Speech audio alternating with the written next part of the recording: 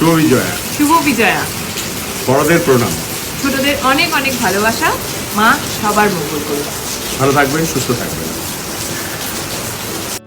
বিজয়া দশমীর শুভেচ্ছা বার্তা জানালেন রাজ চক্রবর্তী এবং শুভশ্রী গাঙ্গুলি একসাথে।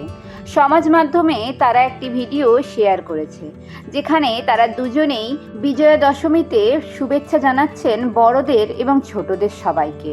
যেখানে দেখা যাচ্ছে শুভশ্রী সিঁদুরে রাঙা, সঙ্গে রাজ চক্রবর্তীর গালেও রয়েছে সিঁদুর। দেখে বোঝাই যাচ্ছে এই মাত্র তারা সিঁদুর খেলা খেলেছেন। মাকে বরণ করতে দেখা গিয়েছিল অভিনেত্রীকে।